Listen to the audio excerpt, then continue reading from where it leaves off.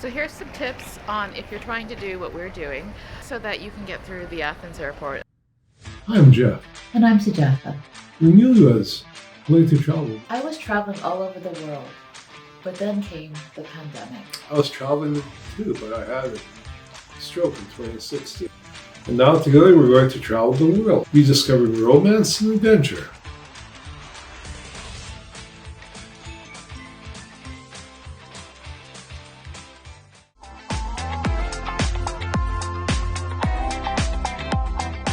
Try to coordinate beforehand with your carrier to make sure that they know, that you're needing a wheelchair, and be very specific about what your needs are so that they can best accommodate you. They'll take you from gate to gate, and that's pretty good. And that's also a really handy thing, because if you're struggling with, all the things you have to carry and so on, that you do have priority at customs, the security points, so it's much more accommodating. Don't try to brave it on your own. Jeff likes to do that, but you have to really, just use the help that's there. The airports, there are things I discovered through just my own experience the last couple of years. I can do almost anything, but it takes longer to do it. Mm-hmm. For me, I'm going to have to bite the bullet and actually use a wheelchair, not because I can't move physically, but because it takes a long time to move as quickly as I want to move.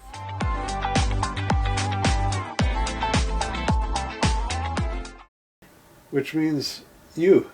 No, which means taking your belt off Taking beforehand, the belt off and my watch, and the wallet, and all those things organized before you get to the airport. I almost lost my pants on that one flight. The biggest challenge I actually had from our last trip was trying to keep my pants from falling around my ankles.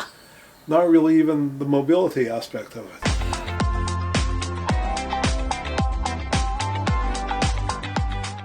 And I've learned also with the advice of a physiotherapist, to lean on you, literally at times. So for example, if there's no railing in a given step, I put my hand on your shoulder. I am the portable railing. That is correct. That's just my function.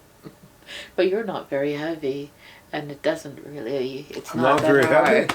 It doesn't really hurt me that much. It's the best thing I heard all day.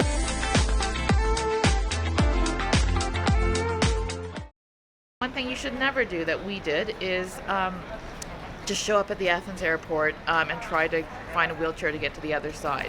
What you do is you take your cab, you come here to the departure lounge, and you'll see that right here right beside the taxis is a drop-up point, and there you go and you will actually ring that doorbell.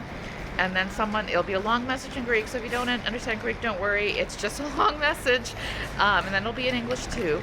And then you tell them what your flight is, and then they'll come get you to the airport. There's two different companies that run both the baggage and the assistance. So one of those companies will come get you and take you right through to the end.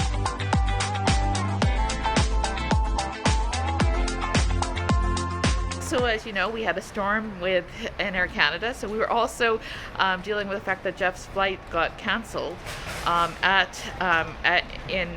just as we showed up to the airport. We didn't know that, and so we couldn't get a hold of Air Canada because their lines were blocked. They basically were overwhelmed. We did get a hold of them 2 hours later.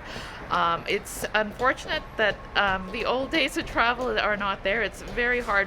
Things work, but when things don't go right, that's when the system doesn't quite function. So don't panic. Often it's just a matter of waiting it out. It's frustrating, and not to get angry or upset or panicky about it, because this is just unfortunately the way travel works. You have to wait online for about 2 hours to speak to anybody in any airline, usually.